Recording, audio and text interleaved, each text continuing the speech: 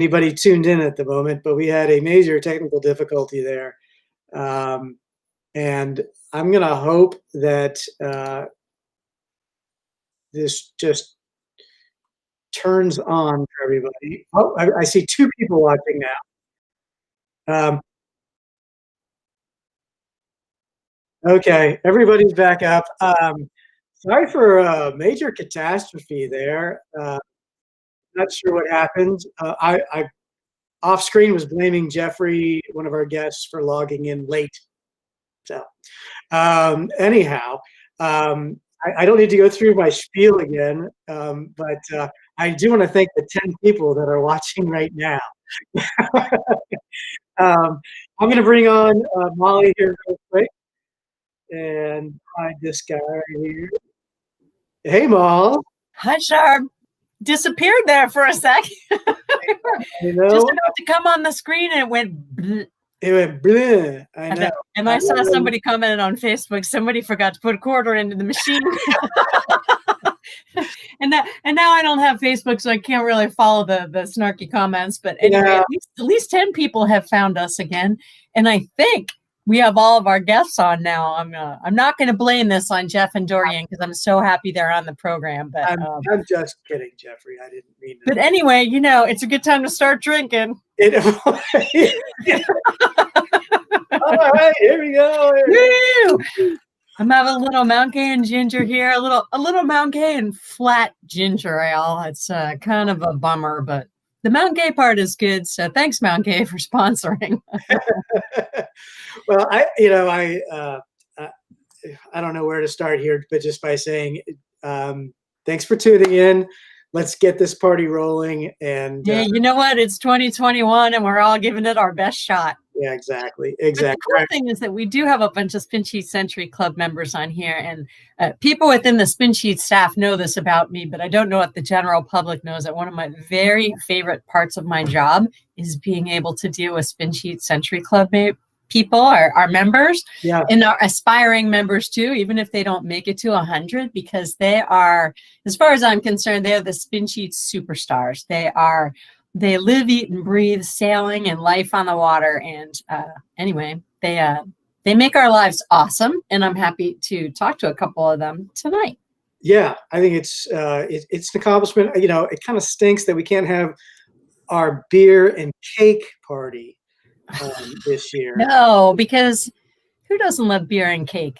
Yeah, we haven't quite figured out what we're going to do to celebrate the Centurions this year. There'll be some sort of a virtual something, but of course they'll get their burgies.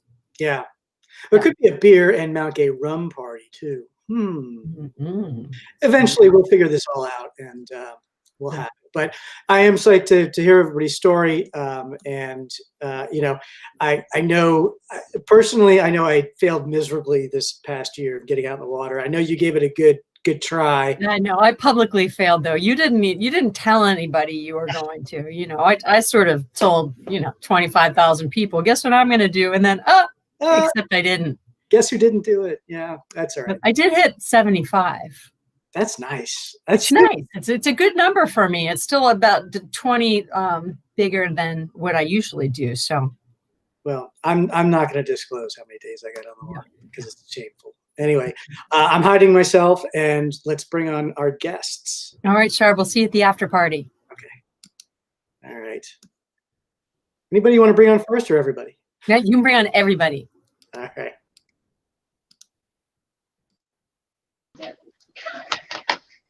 Hi, Hannah. Hello. I see somebody's hand up. There's Jeffrey. Hi, Jordan. So we have Jordan Stock and Hannah Dickmeyer, and we also have Jeffrey Moore.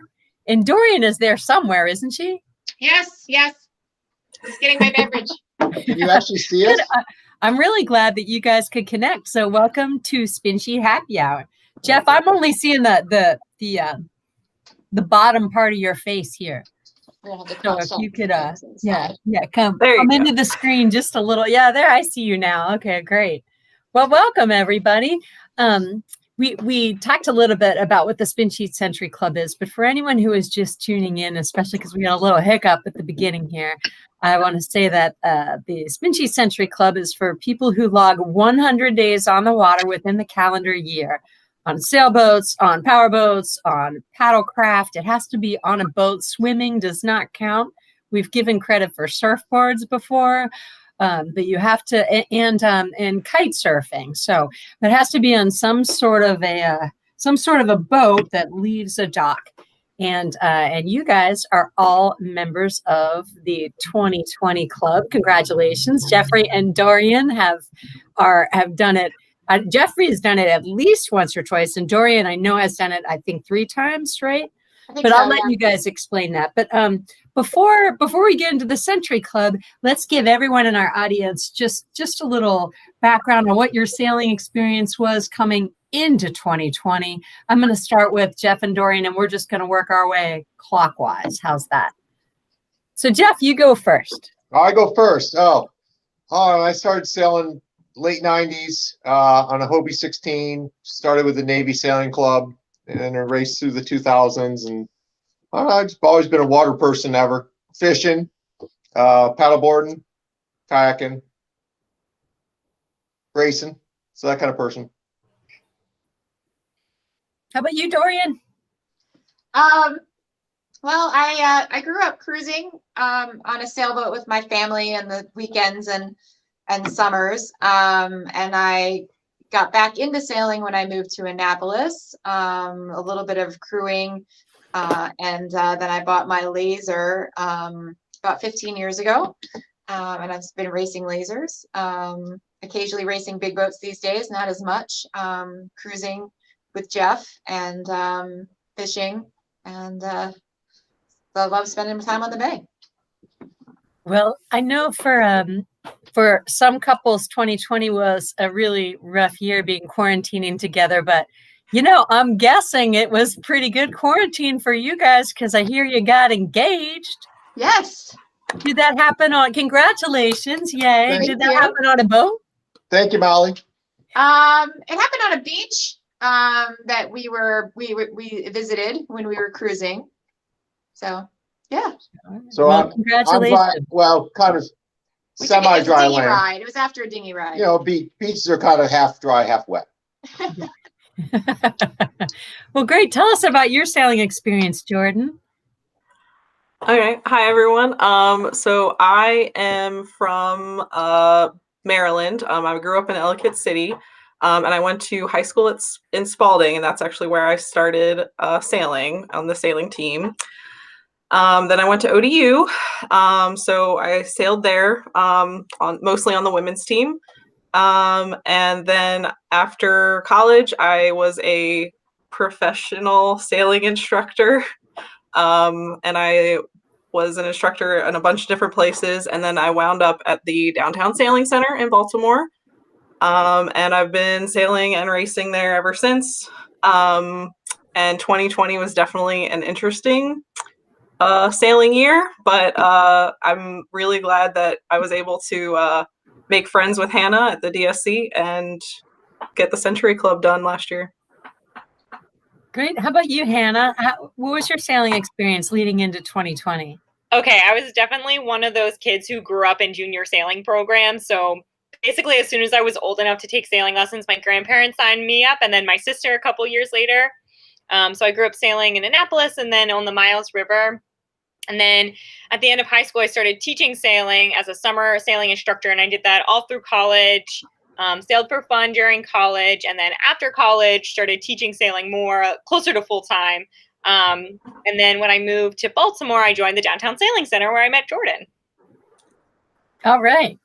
And I'm just going to ask, we'll just keep going clockwise for a while. What motivated you guys to join the SpinSheet Century Club? And that for Jeff and Dorian, that could be this year or in previous years if the motivation was different.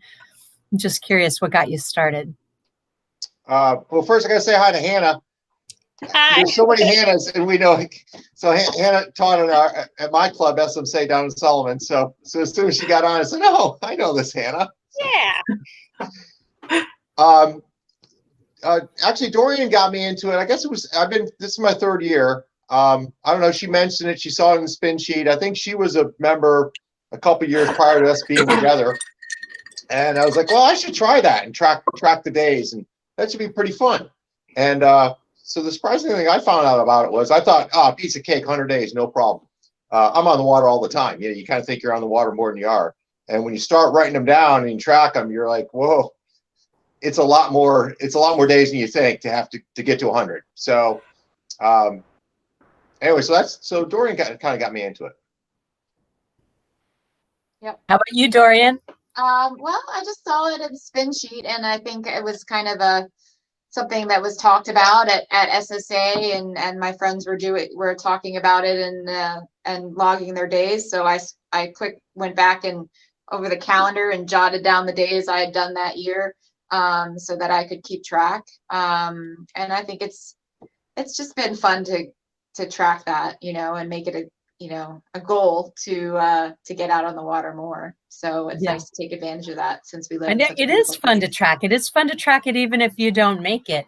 And I can't tell you how many times people come up to us and say, I probably got 200 days on the water. And now I can say to them, I'm here to tell you, you probably didn't. Yeah, that's right. People who get 200 days on the water are usually professional captains. Or they're hyper focused, or they've been on an extended journey on a cruising boat where it's easy to count 7 days a week. But how about you, Jordan? What was your motivation to get started? So actually kind of similar.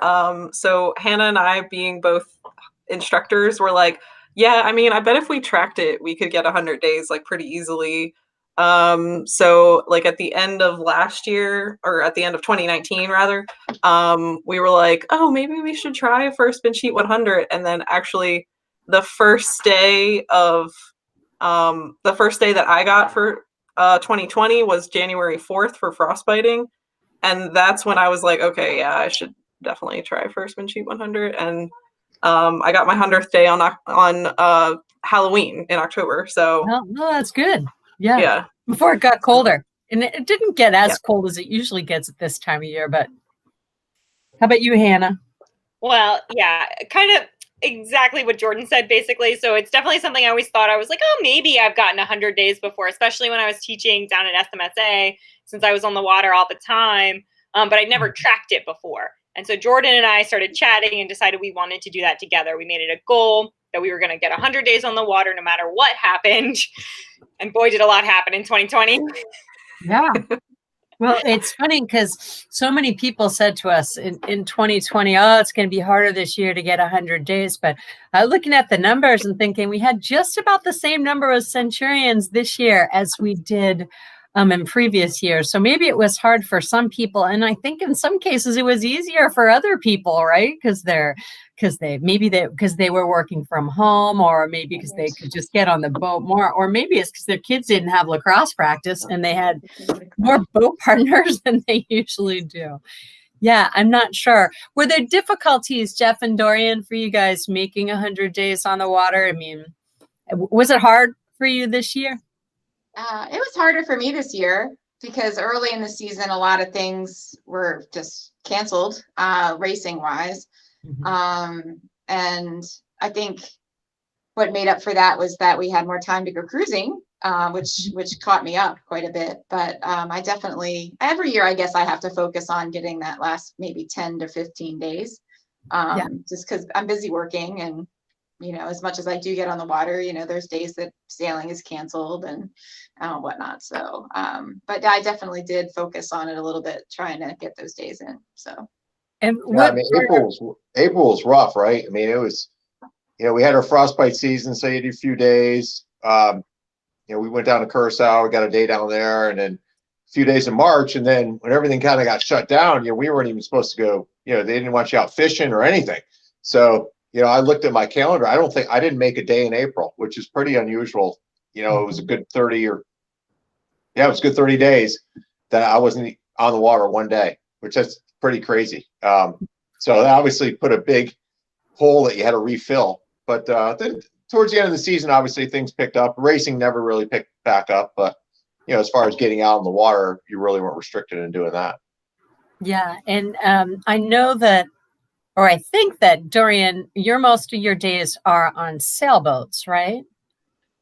I have a good mix these days now that Jeff and I are together, because we do a lot of powerboat fishing, and some paddling, but I would say that most of my days are sailing, usually on my laser or other dinghies that I'm racing. Mm-hmm. Yeah. And Jeff, how about the breakdown of your days, the different craft you were on? Oh, that's I knew interesting. you did a lot of Molly. fishing. I'm a data guy, you know, that's what I kind of do for a living. So computer scientist. So I have to go back. Now it's curious. I'm going to go look it up. If I had to swag it, I would say it's probably a third fishing, a third paddle sports, being kayaks or paddle boards, and a third probably sailing. It's probably, I would think it's probably pretty even. Mm-hmm. And how about you guys, Hannah and Jordan? What's the breakdown of boats that you were on? All sail? Were there some power, some paddle? Mostly sailboats for us. J22's out of the Downtown Sailing Center is probably number one. Number two being our boat that we race on in Annapolis, Peregrine, for those listening who know Peregrine. So that's number two. What else did we do, Jordan? We did have a couple days of paddling. We went down to Janes Island State Park and did a kayak day there. I know we both actually went on vacations with our significant others and did some paddling there.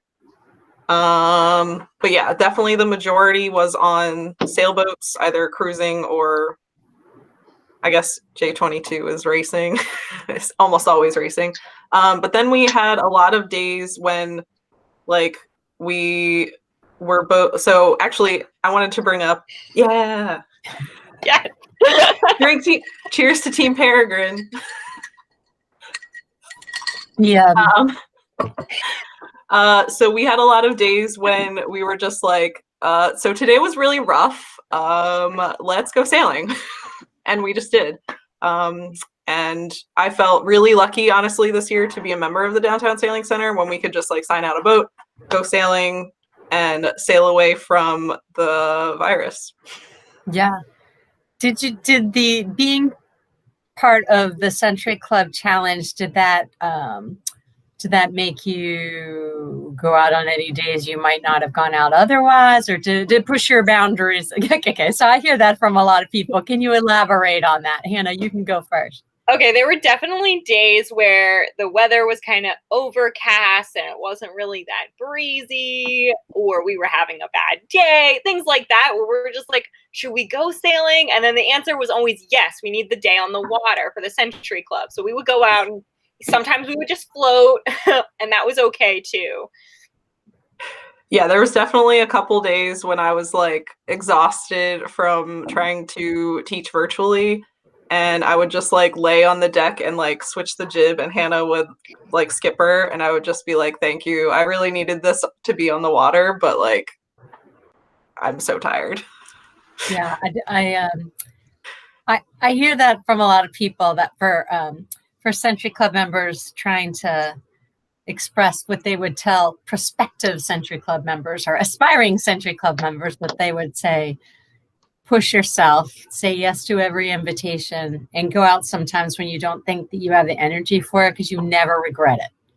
Yes, and, for sure. And yeah, I had never I'm so glad I did that, even if you go for a half-hour paddle. Yes, definitely. Yeah, I had Jeff and Dorian are back. I'm glad to see you guys. I'd asked the question, is there anything the Century Club forced you to do this year that you might not have done otherwise, when it may be going out on foul weather days or just pushing yourself to go out when you might not have gone out? I definitely did some paddles that were short, even though I, maybe didn't have a whole lot of time. Even if I got out for a half an hour, I considered, it was a day on the water, so it was a goal to get there. I don't think any particular time was, well, once it was raining, I think we took our paddle boards to North Carolina and went for a paddle in the drizzly rain. Oh, that we wouldn't have otherwise done. We did do that. That was funny. Yeah, they were right there by the water, and we had to pick them up to load them anyway. We might as well throw them in. Yeah, we did. It was, we went down the Outer Banks. It was October. We paddled on Saturday. It was a beautiful day. We did a nice couple-hour paddle, and then Sunday was raining, and so we just put on a. And Molly, your name came up. Like Molly would tell us to go. So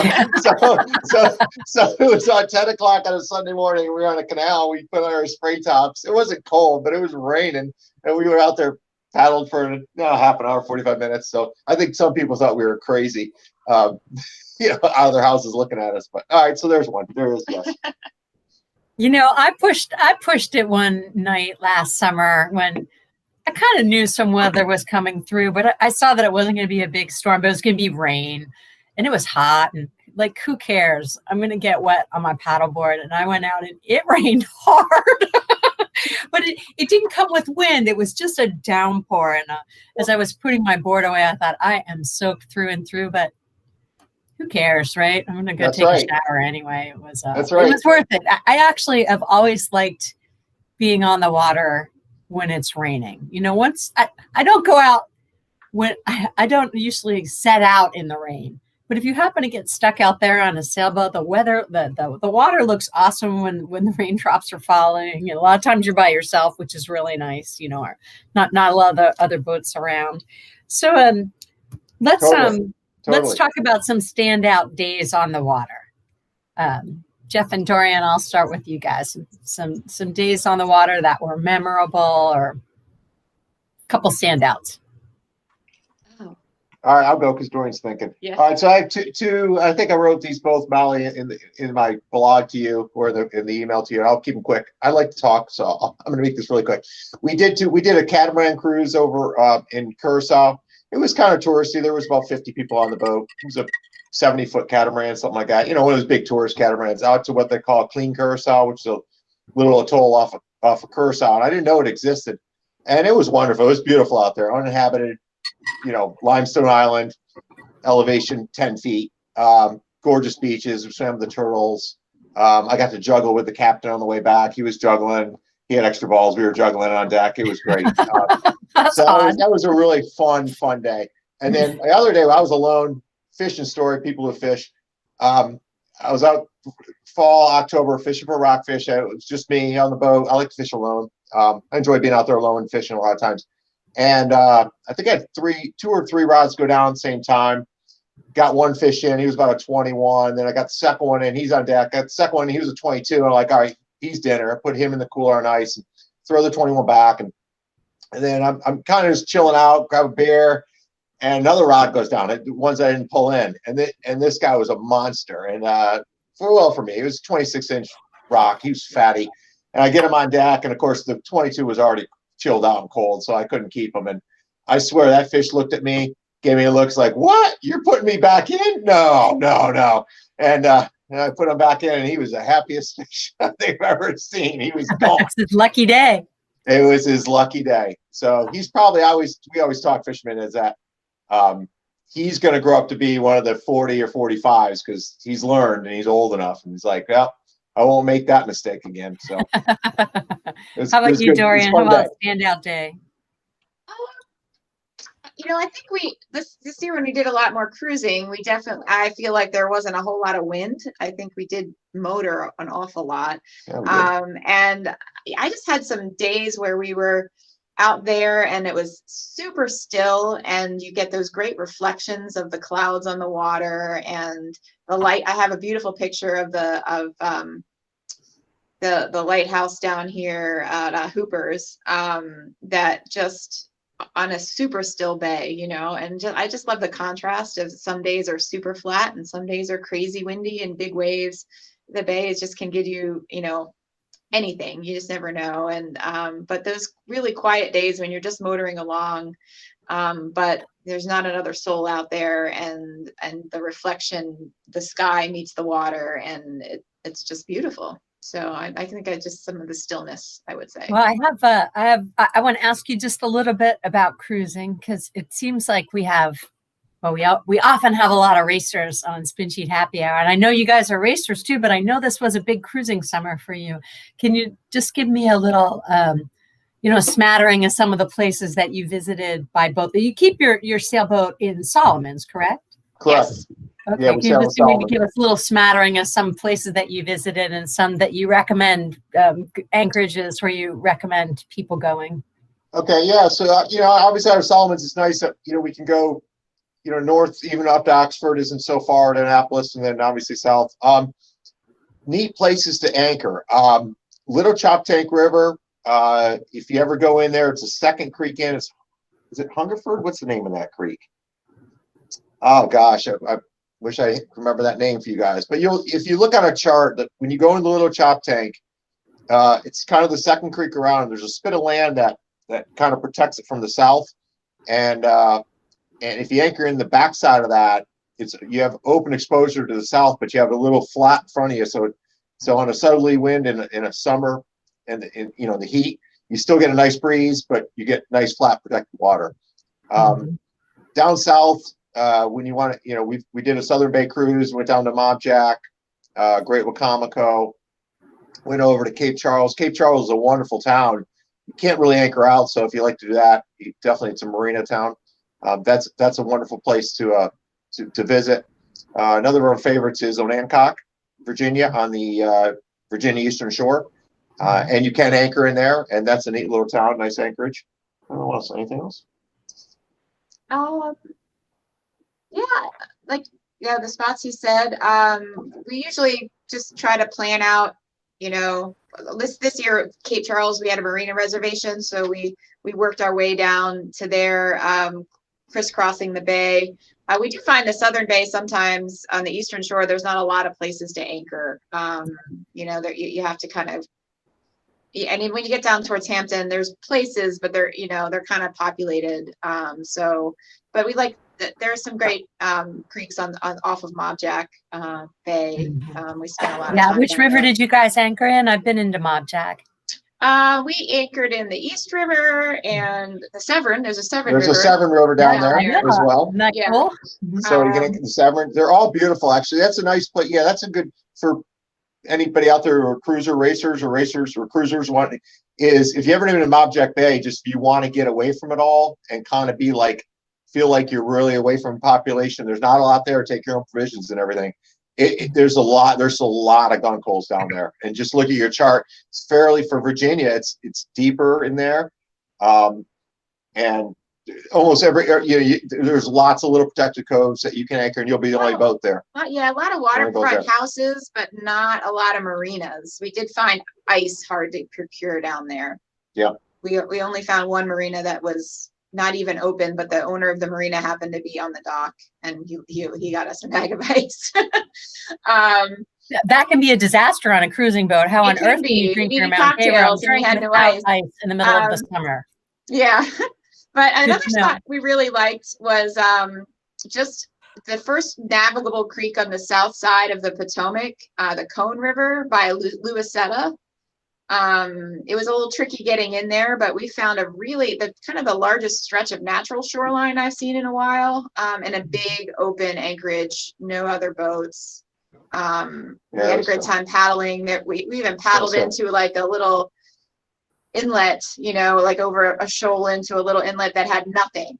It was just trees and eagles and osprey, and it was just beautiful. So I kind of felt like that was the bay when I was growing up, 30 years ago. A lot fewer houses on the bay back then, just farms. And so that was a really spot on the Cone River, COAN, right? That's how you spell that. Yep. Yeah. You guys have made me officially miss cruising. So thank you for sharing that. So Hannah and Jordan admitted when they first came on that they had a talk before here and talked over some of their answers. They did a little practicing, which makes them exceptional students for the SpinSheet Happy Hour. There's a gold star in addition to the Burgies for your Century Club. So why don't you guys tell us about a couple of standout days on the water in 2020? Hannah, you go first. Okay, well, because we had to make sure we chose different days. The day I decided was my favorite was it technically counts as 2 days, but we did a boomerang race, the boomerang race out of Annapolis on Peregrine, which for those who aren't familiar with it starts around 3 or 4 p.m. And it's a distance race of about 50 miles, kind of crisscrossing, like going down the bay and back up and down the bay and crisscrossing at night. And so we finished that race around 2:30 in the morning and then hit the docks around 3. Mm-hmm. That was a really great experience because I don't typically get to do a lot of night sailing as a racer, not especially a racer on small boats. It all happens during the daytime. So it was really nice being out after sundown because the weather got cooler and the sky cleared out. So all the clouds went away and we had the most beautiful stargazing out in the middle of the bay. We got to see the moon coming up. Oh yeah, the moonrise was around midnight and it was beautiful, like blood red moon. We docked, we were tired, and then sat up for 2 more hours drinking and talking. So nice. Yeah, that race takes place usually, I can't remember when last year's was, but it's usually in the middle of July, you know, so it's hot. It's July 15th or somewhere around there. Somewhere between it was the somewhere 10th and the 17th it falls in. But so the boomerang race on in Peregrine's J105, correct? yes, so we got is that Lindsley and Bill's boat? It is. Okay, I thought so. They've been guests on the SpinSheet Happy Hour. They have. We're that crazy crew that sails with them and translates back and forth down the boat. Well, I remember them very well. Really enjoyed getting to know them. How about you, Jordan? A standout day for you? So when we talked about this yesterday, the first one that came to mind was the boomerang.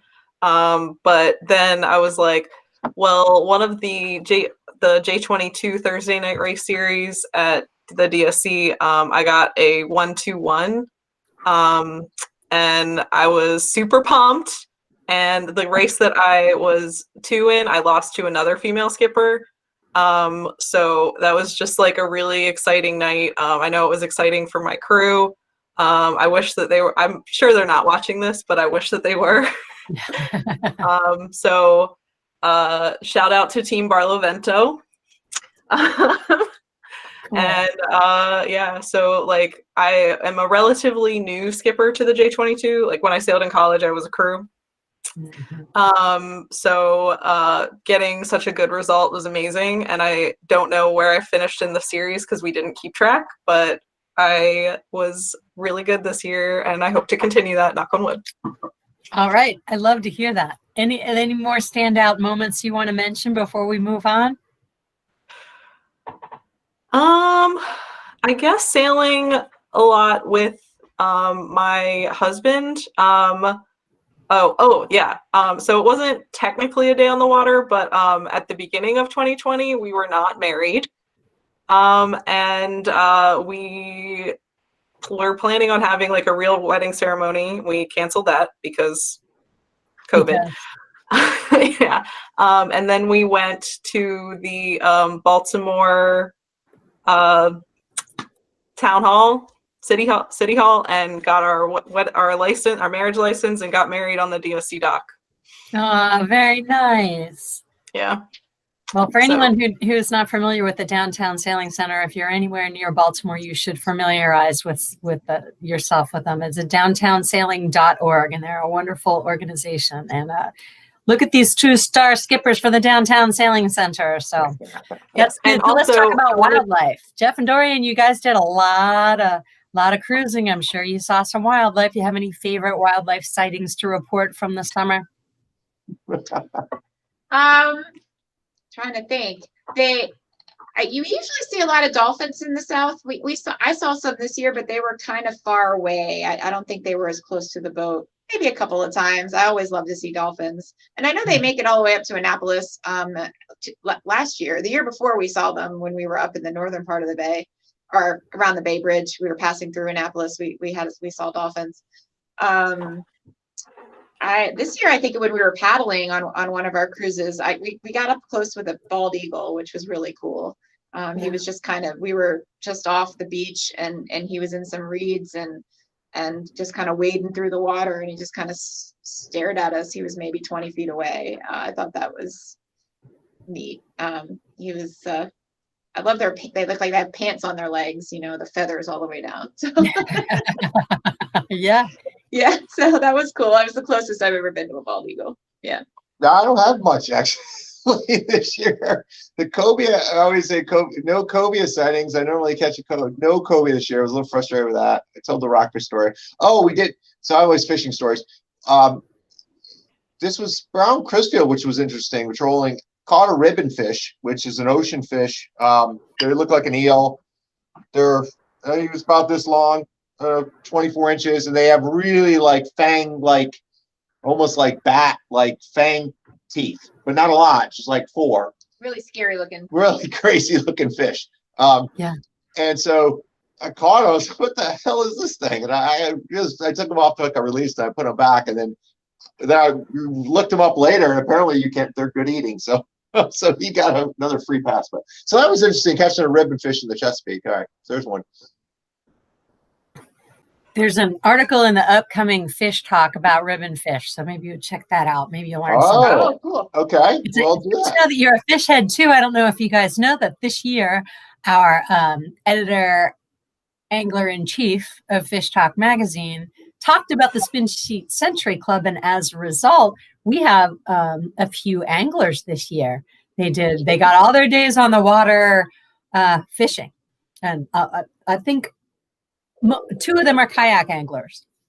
And, wow. Cool. Yeah, so one of them is like he's retired. He's extreme. He got a ton of days on the water, and it's his 2nd year in the Century Club. But we're bringing more fish heads into the SpinSheet Century Club, and it's okay if they're not sailors as long as they love getting out on the water and we play nice together. We all get along. We like to combine sailing and fishing. So we'll be just sailing down the bay and trolling, and then you catch a fish too. It's fun. Yeah, I should mention that ribbon fish was on Terrapin on the sailboat, as you know, that we caught the ribbon fish. Yeah. Well, Jordan, it looks like we lost Hannah, at least for a little while anyway. You're going to have to tell us about your wildlife sightings. Okay. Yeah, she texted me her Wi-Fi dropped, so we'll see what happens. See if you return. Sometimes people come back. They surprise us. Yeah, so first I wanted to say to Jeff and Dorian, like, you guys are like goals for me. So I taught my husband how to sail, and I really want to get a boat with him, but he doesn't want one. Why do you want a boat? What's wrong with him? I don't know his number. I'll give him a married him. I know, right? I'll get him. Okay, work on him. We'll work on him. Yeah. We have been married like less than 6 months, so. Oh, there's lots of time. There's a whole lifetime to convince him. So actually we went to the Eastern Shore, and we had like I think 2 paddle days, and one I did like a where we get cruised, and we saw a couple of bald eagles out there, but Hannah and I actually saw a river otter poop in the Baltimore Harbor, which we were super pumped about because I've never seen river otters there, and when I was at ODU, we saw them all the time. Yeah. Because they're down by the ODU docks and stuff. But we thought like, oh, there's definitely no otters here, and then I was like, oh, there must be because there's definitely signs of them on the DSC dock. Yeah. Cool. Welcome back, Hannah. Did you Hi, see? Hannah.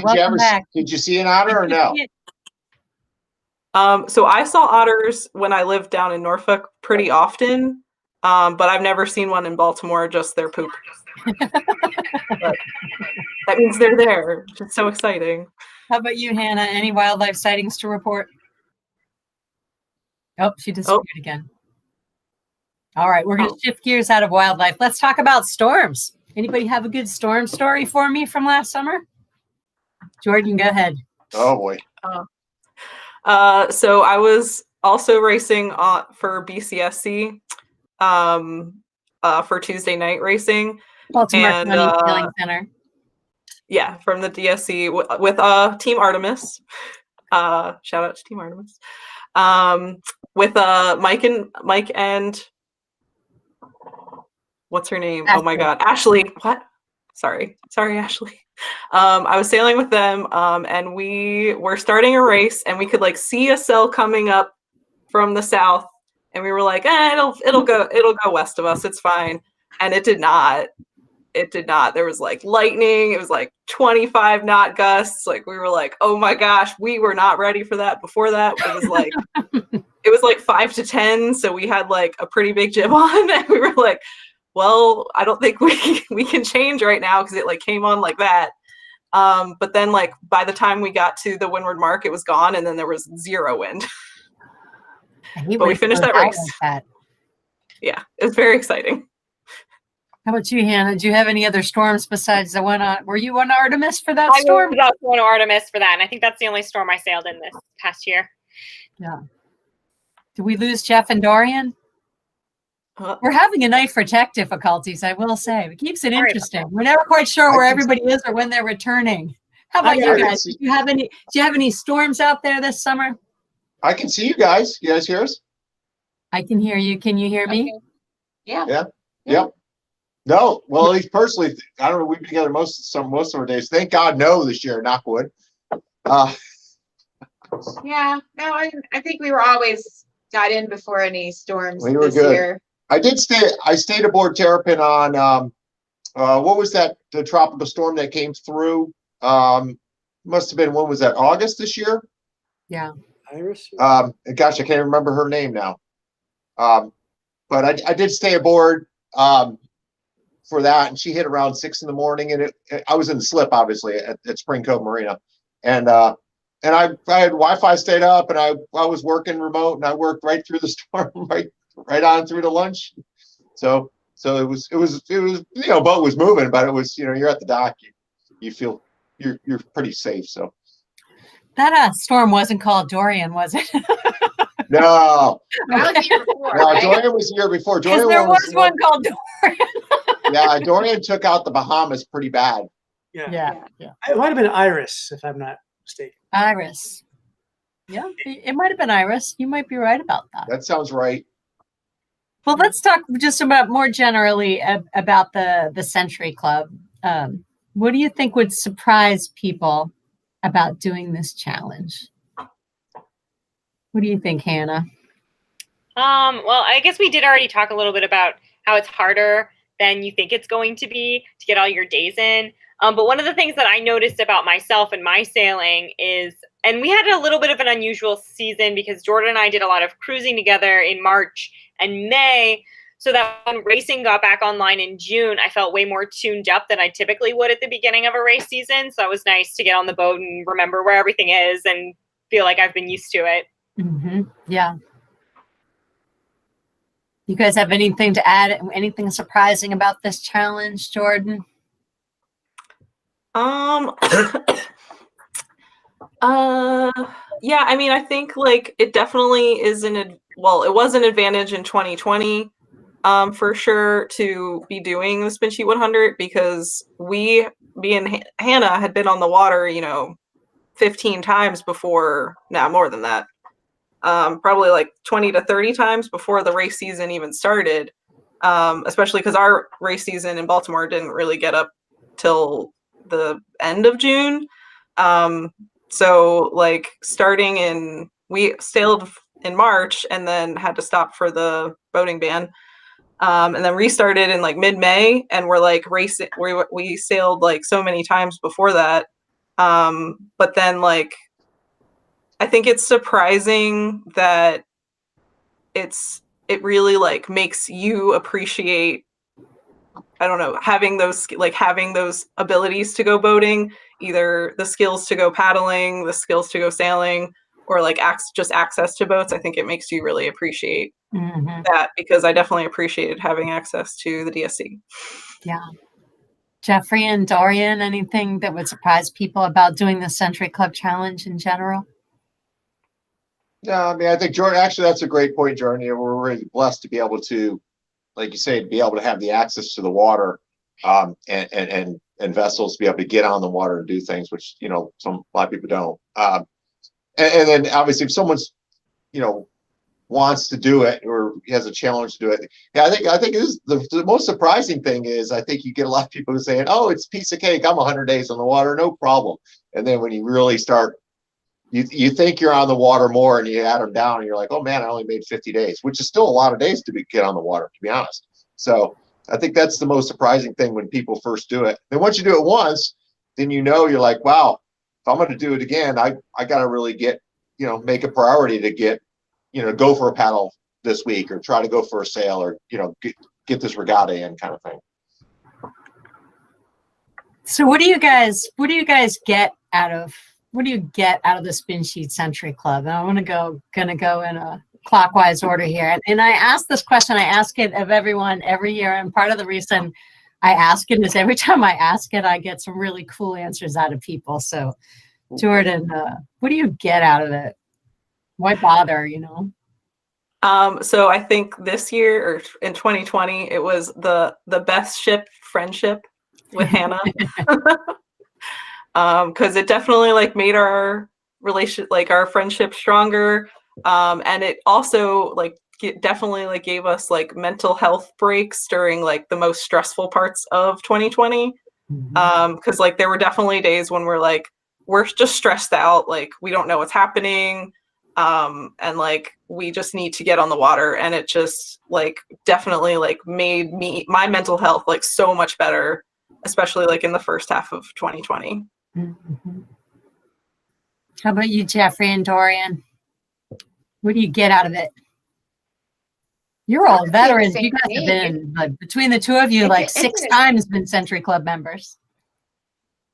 Yeah, I would say it's an escape. And the more I get on the water, the mental health aspect, I agree. It's, I forget about work. I'm not worrying about that anymore. I'm focused.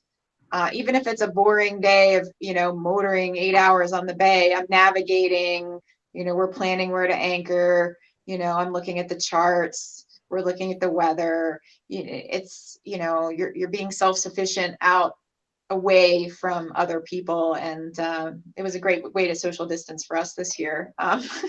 But yeah, I think it's kind of like when I'm home, I'm knitting, and it distracts me from my thoughts, so it's something to focus on and relax you from other stresses outside of where you are right now. How am I going to get through, how we're going to get from point A to point B, safely, and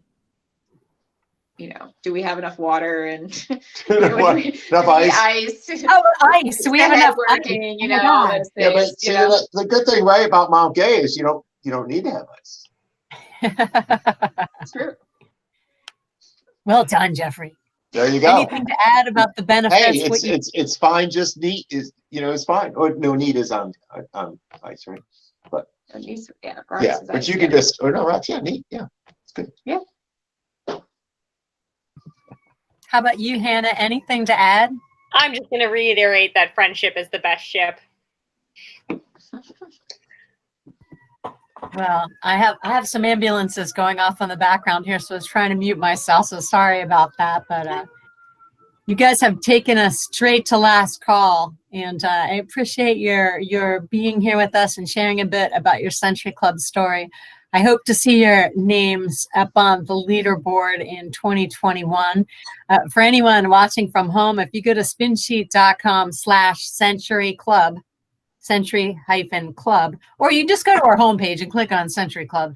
It will take you there. The rules are there and how you can log your days are there. If you ever have any questions, you can shoot me an email at editor@spinsheet.com.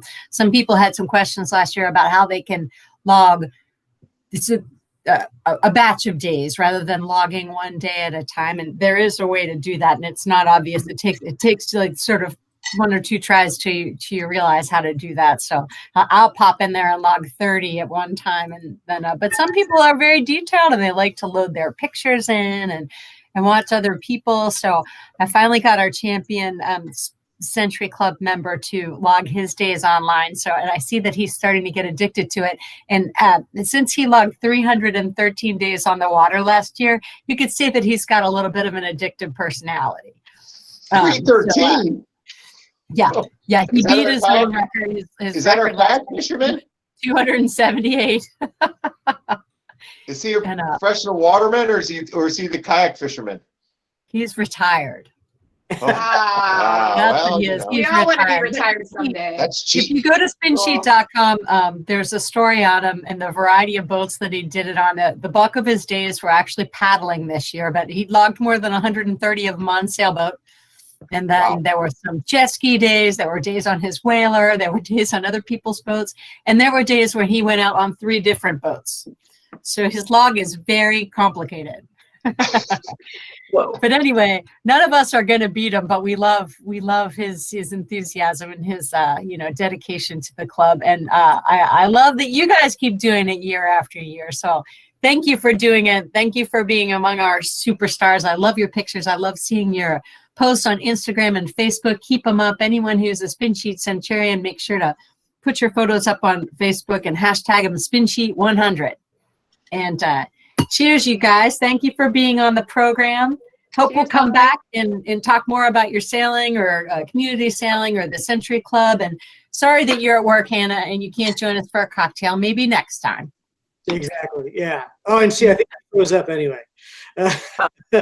So everybody stick around in the green room. I'm going to throw you guys in there. I have one more thing to say. Oh, sorry. Go ahead. Just one more, because this is pretty cool. Next week, we have a meteorologist from NOAA who's going to talk about marine weather. So make sure to spread the word to people. Any boaters should be interested in that and how they come up with marine weather reports. So, awesome. So thank you guys for being here. Everybody have a happy, safe weekend. Yep. See you next week. Thanks for having us. Cheers, everyone. Yeah. Cheers, guys. Take care.